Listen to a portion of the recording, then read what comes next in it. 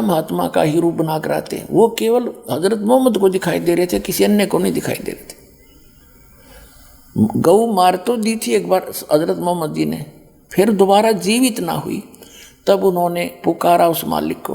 परमात्मा आए और सूक्ष्म रूप में आकर, वो सूक्ष्म रूप का अर्थ होता अन्य को नहीं दिख रहे थे, उनको दिखाई दे रहे थे, और वह गौ जीवित कर गए।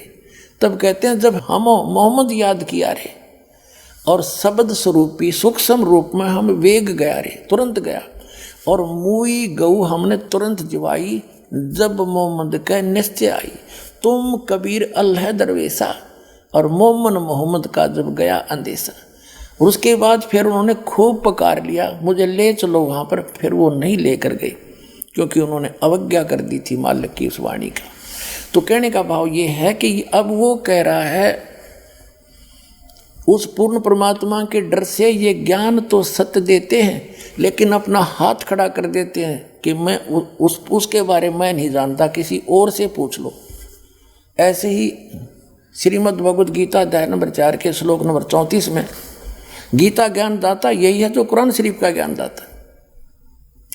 वो कह रहा है कि वो तत्व ज्ञान के अंदर उस पूर्ण परमात्मा की कंप्लीट जानकारी है, पूर्ण जानकारी।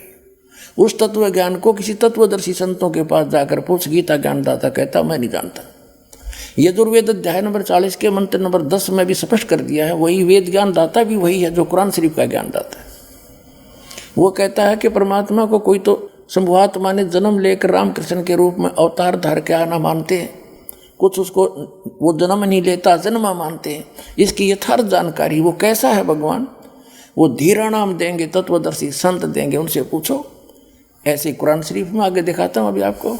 तो वो तत्वदर्शी संत, वो तत्व ज्ञान वो परमात्मा ही बता कर जाता है या फिर अपना नबी भेजता है। वो नबी ये दास है, अंतिम नबी, अंतिम पैगंबर, अंतिम उस परमात्मा का भेजा हुआ उनका दास, और पूरे विश्व का कल्याण होगा जब मान जाएंगे दास की बात।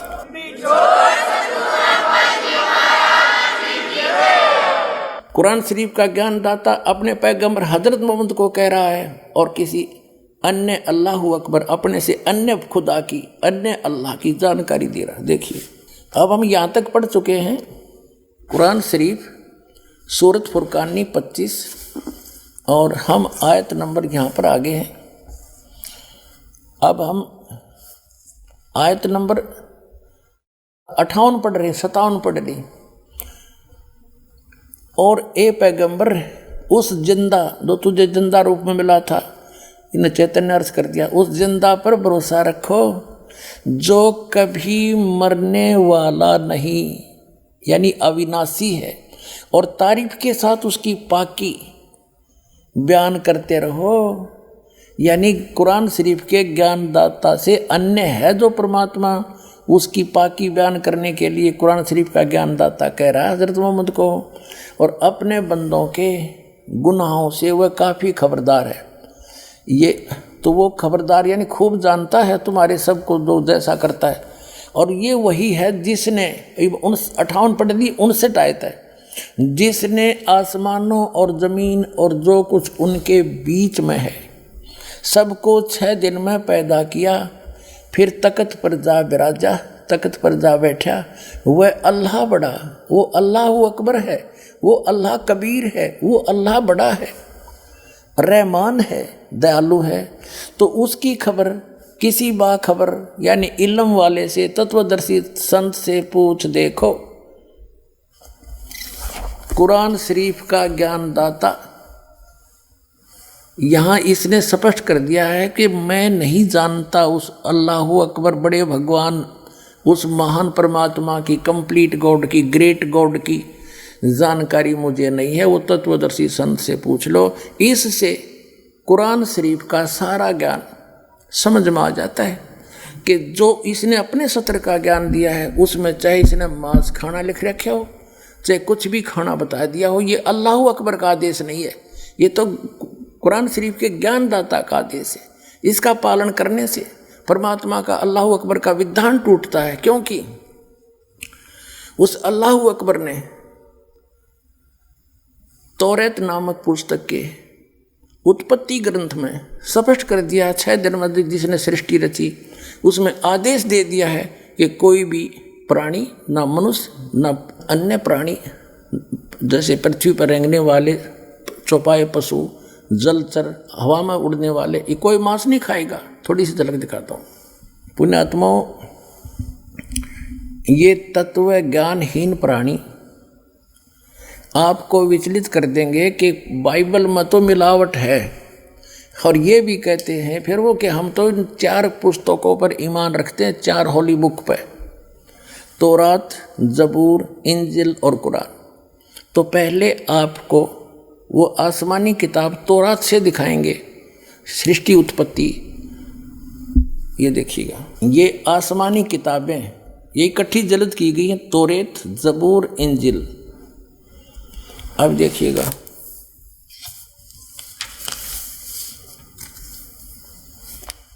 और ये यहाँ से छपी है, बेंगलोर से।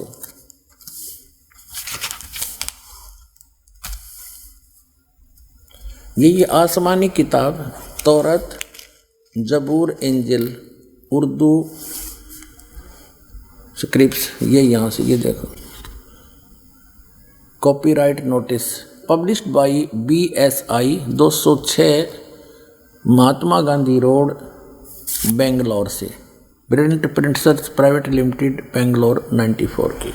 ये 3 किताबें हैं, ये अलग अलग, और कुरान शरीफ अलग है, इनसे न्यारी है।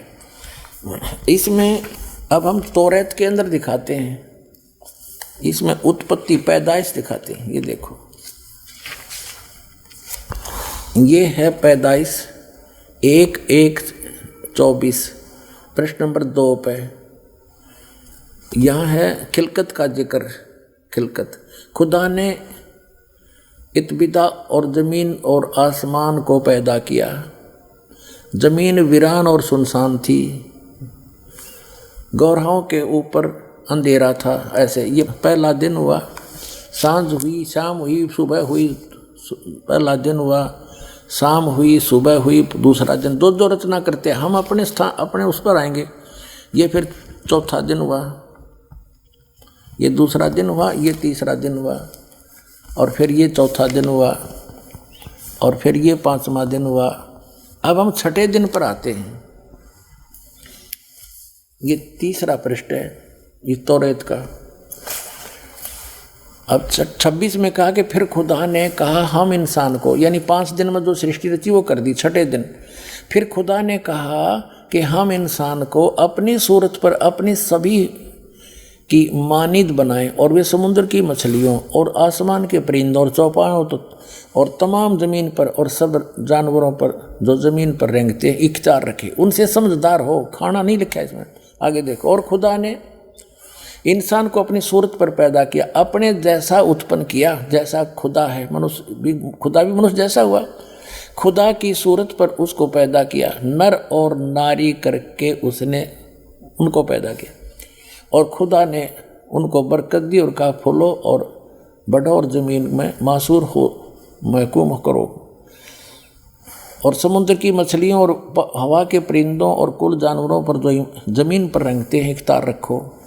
आगे लिखा कि और खुदा ने कहा कि देखो मैं तमाम रुए ज़मीन की कुल बीजदार सब्जी और हर दरख्त जिसमें उसका बीजदार फल हो तुमको देता हूँ, ये तुम्हारे खाने को हैं। और ज़मीन के कुल जानवरों के लिए, हवा के कुल परिंदों के लिए, और उन सब के लिए जो ज़मीन पर रेंगने वाले हैं, जिनमें ज़िंदगी का दम है, कुल हरी बूटियाँ खाने को देता हूँ। और ऐसा ही हो गया।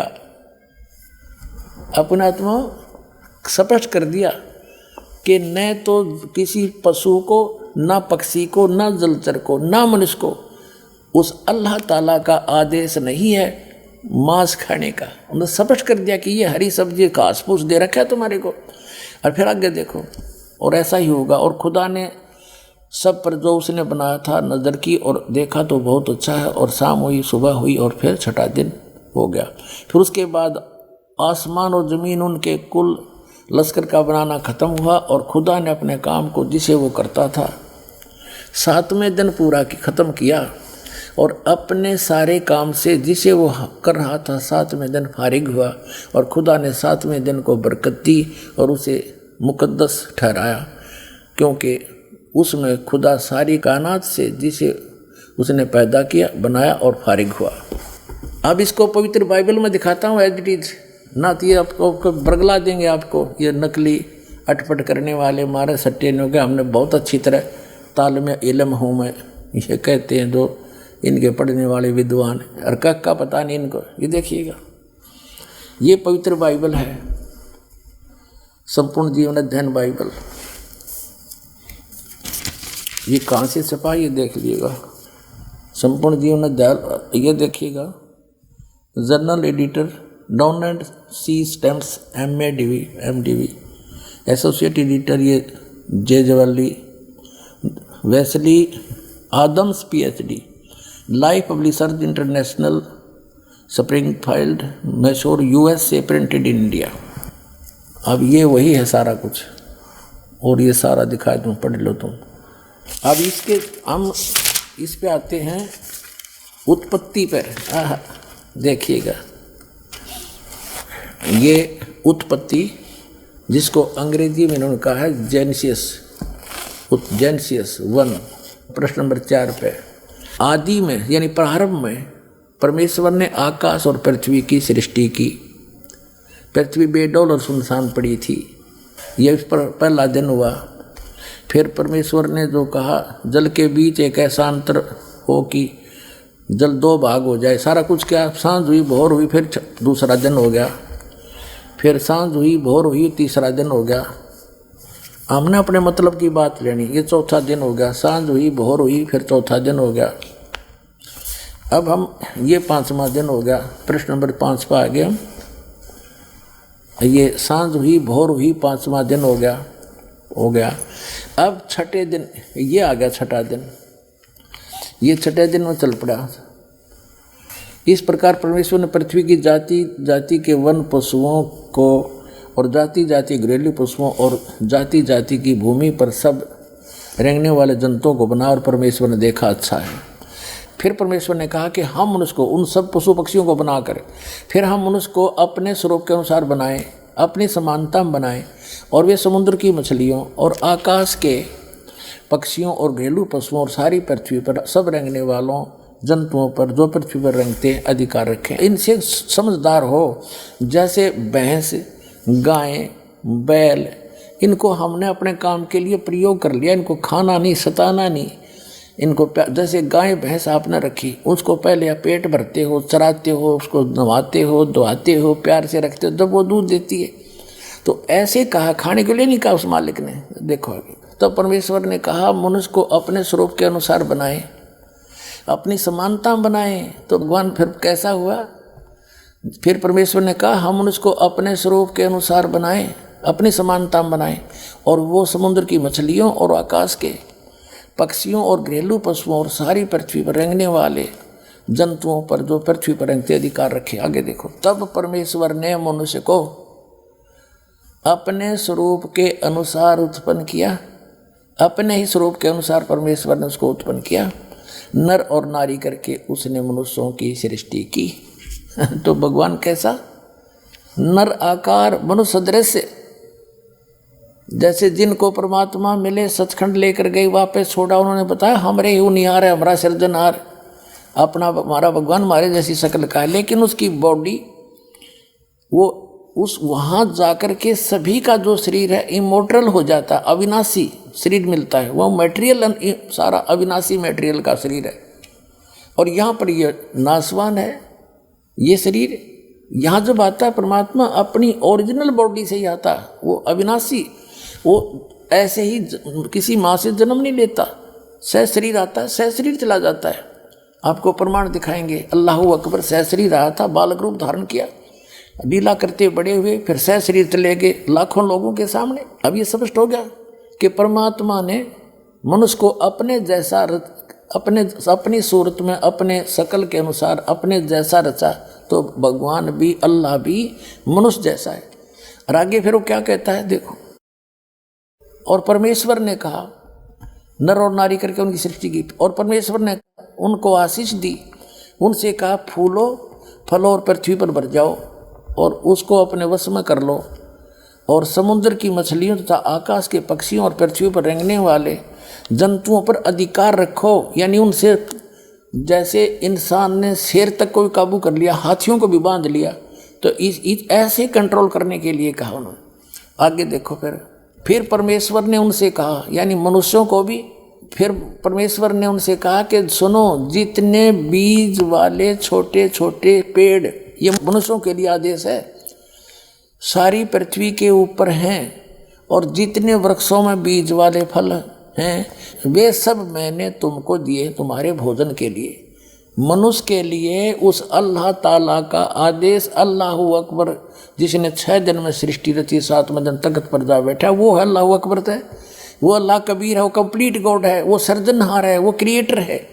उस क्रिएटर का आदेश नहीं है मांस खाने का मनुष्य को, ये पशु पक्षियों को भी नहीं है। आगे देखो, तुम्हारे भोजन के लिए, ये तो मनुष्यों के लिए। आगे देखो, यहाँ आगे हम, और जितने पृथ्वी के पशु और आकाश के पक्षी और पृथ्वी पर रेंगने वाले जंतु हैं, जिनमें जीवन का प्राण है, उन सब के खाने के लिए मैंने सब हरे हरे छोटे पेड़ दिए, और वैसा ही हो गया, यानी घास फूस से। और तब परमेश्वर ने जो कुछ बनाया था वो देखा, तो क्या देखा, वह बहुत अच्छा है। तथा सांझ हुई, फिर भोर हुआ, इस प्रकार ये 6वां दिन हो गया। अब 7वां दिन, यूं आकाश और पृथ्वी और उनकी सारी सेना का बनाना समाप्त हो गया, और परमेश्वर ने अपना काम जिसे वह करता था 7वें दिन समाप्त किया, और उसने अपने किए हुए सारे काम से 7वें दिन विश्राम किया। और परमेश्वर ने 7वें दिन को आशीष दी और पवित्र ठहराया, क्योंकि उसमें उसने सृष्टि की रचना के अपने सारे काम से विश्राम की लिया। ठीक, अपने आत्माओं, जो क्रिएटर है, जो सबका रचनहार है, जो अल्लाहु अकबर है, जो सुप्रीम गॉड है, उसने 6 दिन में सृष्टि रची, 7वें दिन तख्त पर जा बैठे। उसी के विषय में कुरान शरीफ में स्पष्ट किया है कि ये वही है। कुरान शरीफ का ज्ञानदाता कह रहा है, ये वही अल्लाहु अकबर है जिसने 6 दिन में सृष्टि रची, 7वें दिन तख्त पर जा बैठा। उसकी खबर किसी बाखबर से पूछ लो, वो तो 7वें दिन सारी रचना रच कर चला गया। उसके बाद इस काल के अंतर्गत आ गया बागडोर, और इसने फिर अपने 3 पुत्रों को ड्यूटी दे रखी है। इस काल भगवान ने भी अपने 3 पुत्रों को, ब्रह्मा विष्णु महेश को ड्यूटी दे रखी आंखें संभालन की, तो वो आगे ही ने बागडोर संभाल ली। जब आदम और हव्वा को उस परमात्मा ने बना दिया, आदम को वचन से बना दिया, उसकी हड्डी हड्डी से जैसे भी मानते हैं, हव्वा बना दी, ठीक है, वो तो उसको छोड़ दिया। फिर ले लिया इस काल ने कंट्रोल में, और इसको ले गया ब्रह्मा, क्योंकि उस सूक्ष्म वेद के अंदर कहा है कि वही मोहम्मद, वही महादेव, वही आदम, वही ब्रह्मा, दास गरीब दूसरा कोई नहीं, देख अपने घर में। अब दास तो आपको दिखाना चाह रहा है कि उसके बाद 3 देवताओं ने, ब्रह्मा विष्णु महेश ने यहाँ की बागडोर संभाल ली। इस पवित्र बाइबल में स्पष्ट है, जब आदम को और उसकी पत्नी को इस यहाँ के का भगवान ने, जिसको ये भगवान मानते हैं, ब्रह्मा ने, वास्तव में ये है कि ब्रह्मा ने उनको एक वाटिका में छोड़ दिया। उनको इतना मंदबुद्धि बना रखा था कि उनको कोई आभासा नहीं था। उनसे कहा कि और सब इस वाटिका के सब वृक्षों के फल आप खा लो, लेकिन ये बीचों बीच जो फल हैं, बीच वाले वृक्षों के फल मत खाना, खाओगे तो मर जाओगे तुम। यानी झूठ बोलना शुरू किया इसने। एक दिन वो काल आ गया सर्प बन के, वो शैतान कह दिस नहीं, और सर्प बन के आके हव्वा को बोल दिया कि ये बीच वाले पेड़ के फल क्यों नहीं खाते तुम। उन्होंने कहा कि हम और सब फल खा सकते हैं, अल्लाह ने कह रखा है कि बीच के फलों को ना खाना, तुम मर जाओगे। सर्प ने कहा, काल आ गया सर्प बन के, कि ऐसी बात नहीं है, ये तो बहुत अच्छे फल हैं, इनको खाने से तुम मरोगे नहीं, बल्कि तुम्हें भले बुरे का ज्ञान हो जाएगा। तो उस औरत ने, हव्वा ने फल तोड़ा आप भी खा लिया, अपने पति को भी खवा दिया। तो उनको आभास हुआ, उनका नशा सा उतर गया कि तुम तो नंगे हैं, हम। उनको शर्म आई एक दूसरे से। उन्होंने अंजीर के पत्ते तोड़कर लंगोट बांध लिए दोनों ने। फिर कहते हैं शाम के समय वो अल्लाह यानी खुदा, वो परमात्मा आया। उसकी पैर की कदम की आवाज़ सुनकर वो दोनों छुप गए वाटिका में। और उस भगवान ने आवाज़ लगाई, ईश्वर ने, कि तुम कहाँ हो आदम। आदम ने कहा कि मैं आपकी आवाज़ सुनकर घबरा गया और मैं छुप गया क्योंकि मैं नंगा हूँ। तो कहते हैं भगवान ने कहा कि क्या तुमने वो फल खा लिए जो मैंने मना किए थे? कहा हमने खा लिए। मेरी पत्नी ने खिला दिए। उसकी पत्नी से पूछा तो उसने कहा कि सर्प ने बहका दिया, हमने इसलिए खा लिए। तो वो अल्लाह जिसने ये भगवान कहते हैं पवित्र बाइबल के पढ़ने वाले, उसने सोचा कि अब इन आदम और हव्वा ने वो फल खा लिए, ये भले और बुरे का ज्ञान कराने वाले फल खा लिए, और कहीं ऐसा ना हो कि इसी वाटिका में ऐसे भी फल लगे हैं, ऐसे वृक्ष भी हैं जिनका फल तोड़ कर ये खा लेंगे तो ये अमर ना हो जाएं और हम में से एक के समान हो जाएंगे अगर ये फल खा लिया तो।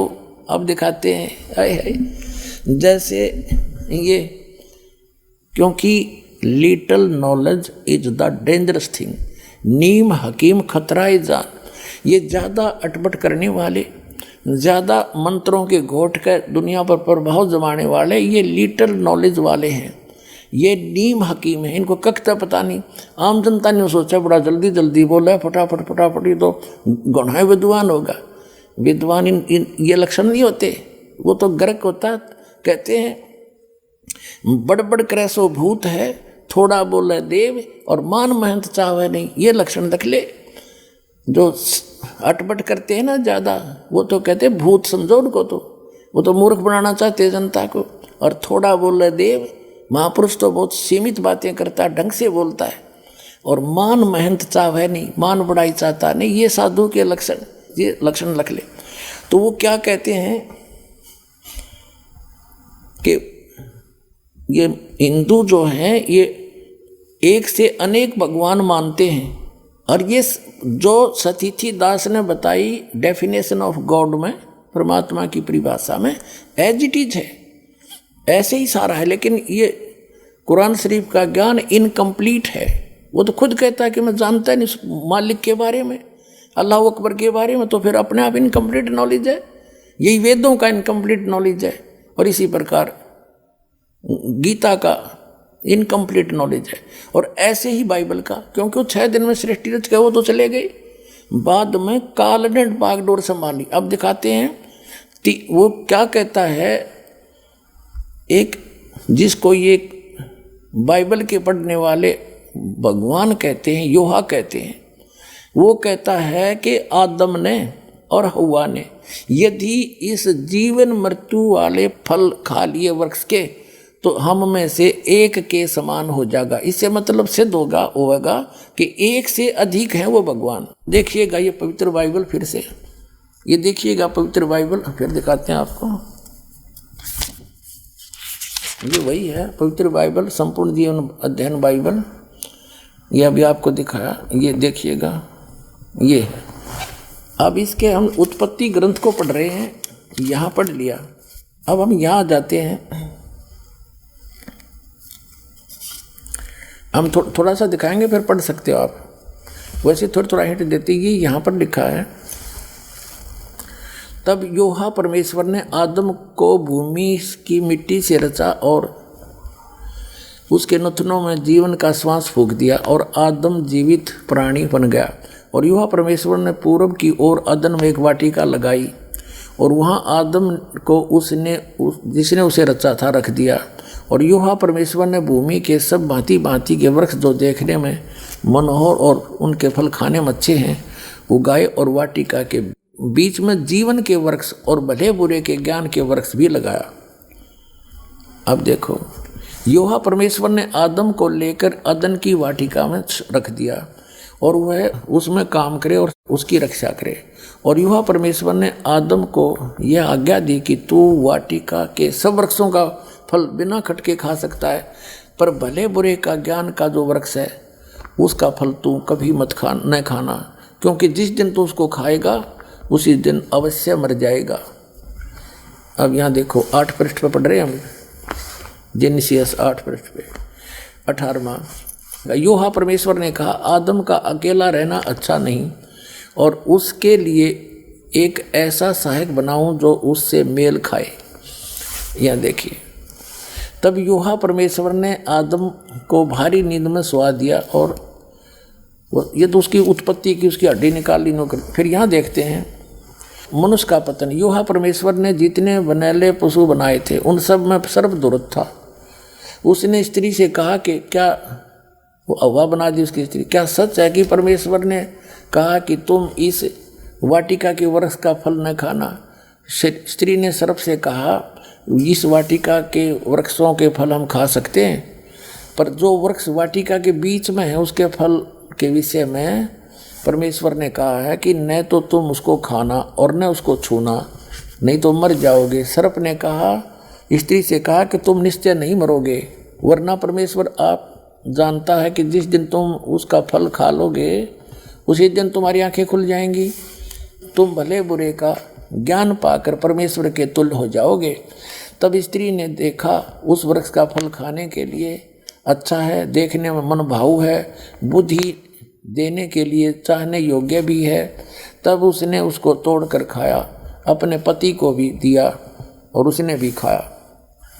तब उन दोनों की आंखें खुल गई, उन्होंने मालूम हुआ कि वे नंगे हैं, इसलिए उन्होंने अंजीर के पत्ते तोड़कर लंगोट बना लिए।